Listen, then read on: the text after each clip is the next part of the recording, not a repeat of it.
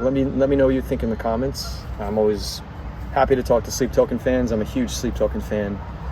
You can follow me at Mikey Astronaut on Instagram. TikTok is Mikey Astronaut. I'm going to be releasing a cover song on TikTok of Sleep Token, an acoustic version, and I've got a little series breakdown of kind of Vessel's past and the meaning behind a lot of the songs. I've painstakingly broke down a lot of his lyrics coming from a musician. I'm understanding what he's trying to, emphasize in a lot of his songs. Some of them are mystical, some of them are very subjective, some of them are more objective, some of them are very spiritual in their awakening. A lot of it has to do with a lot of trauma, heartbreak, and I will present this in my part series on TikTok.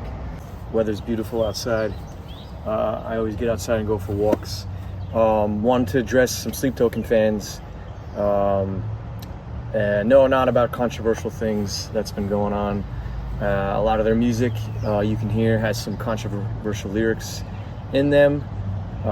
Caramel, one being that is a very deep presented song lyrically, a Vessel's message to his fans directly. Great song. I love this band because they just genre mesh so well. They brought in that reggaeton beat right into the deep heavy metal drop at the end. Just such an amazing, talented band. I encourage you guys to go watch the original engineer-producer of Sleep Token. His name is George Lever. He's a engineer-producer from England and extremely talented, knowledgeable guy. It's about 45 minutes to an hour long, but they were talking about musicianship or something and his career of 12 years of engineering, and they asked him about his career and his like depth into music theory and other musicians he's met while engineering them. And he's one of the things I found fascinating about that interview was he's like, I can't figure out how to play any song in a given key or something like this. Excuse me for my vague terms, but he's like, I have met one musician who can play every song on the piano and figure it out on the spot. And he paused, and the four interviewers were like, they kind of knew who they were talking about. It was Vessel, being that this guy is an incredibly gifted pianist, songwriter, just unbelievable talent, genius level. Is there certain bands that you work with that just have everything, in terms of I call it the sauce, where we're talking about load and it's talking about trying to make your own artistic expression, but actually making it profitable? Is there certain bands that you work with oh, these guys got it, they haven't figured it out? And if so, how do you even explain what the sauce is? That's tricky because I don't, that saying how do you know when you're in the good old days until you're past them type thing, right? So it's how do you notice something until you've gone past it? So I'll say most people will have the opportunity of being great. It's just understanding what makes them great is the hard part.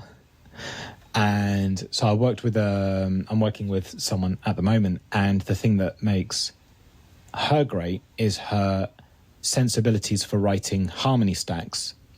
It's not like a metal musician at all. It's more like Ariana Grande. So you're hearing normal pop style flows, but with ad-lib stack harmonies. We don't get that in metal, ever. And she does this so instinctively, she thinks nothing of it.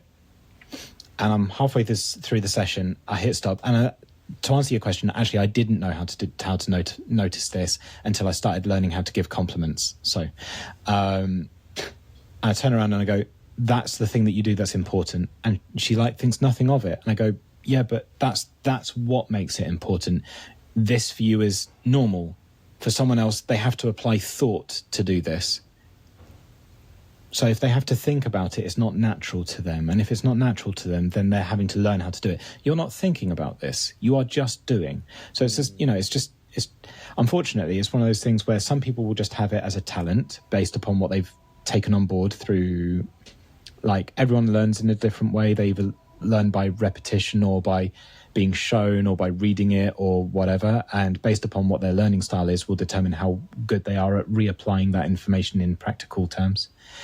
So we are all listening to music all the time. If we were geniuses, we'd be able to then sit down at a piano and play every song we've ever heard, but I can't.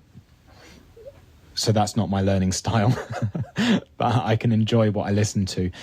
There is one musician that I've met in my lifetime that can do that. Okay. Yeah. Wow. I'm sure they're great. Listen. Okay, but the point of this video was a lot of fans, they kind of go deep into the lyrics of their songs, and Vessel wants you to, because they're kind of like breadcrumbs. But I see a lot of fans on videos and forums and social media saying the way they're deciphering the lyrics, thinking that a lot of these lyrics are leading to an end of Sleep Token. That, you know, sundowning, this place will be your tomb, take me back to Eden, and now even in Arcadia, saying that this is kind of like a dawning and ending. But I just want to address this from a musician standpoint, somebody who has followed music career. I have a degree, a bachelor's degree in audio engineering, music business, and music theory. I wanted to address fans directly about this. And my take, I'm not saying this is the truth, we all decipher the same things, but as far as a musician who follows a music career, I wanted to say this one thing directly to Sleep Token fans. The path of a musician is one of the hardest industries, if not the hardest industries in the entire world to become successful in. Painstaking work, month after month, day after day, year after year, blood, sweat, and tears. So the thought of Vessel getting to the highest level of the music industry, filling Wembley Arena, signing to MCA Records, a major label debut, to get to that point and to step away would be very courageous to do, but I don't think any musician with any common sense would ever do that. Being at the top is extremely stressful, don't get me wrong, but every single artist tries to work their way to get up to that so they can live comfortably and have the masses of the world hear their music at the highest level. They're going to continue to release music.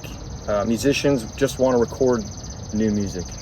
The only downside to that is deadlines, especially when you get to a major label. The worst part about being a recording artist at a major label is meeting deadlines. If you do not meet deadlines, you will get fined. You have to recoup that money that they give to you for recording, for marketing. They even dip into your touring money.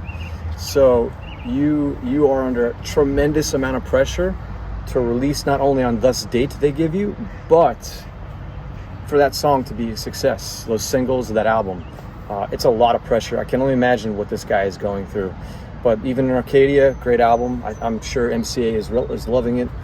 A metal band has never really been signed to a major label like this, that genre meshes. So it's kind of opening the doors for a lot of heavy metal to come in. So you should thank MCA for taking a risk, and thanks Sleep Token.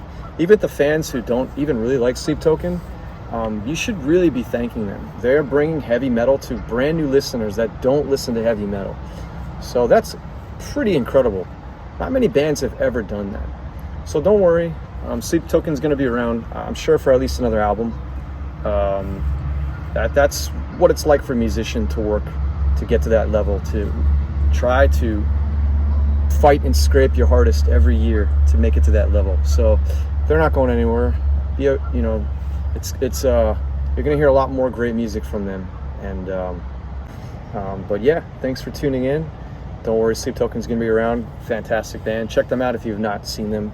Their new album, Even Arcadia, just dropped.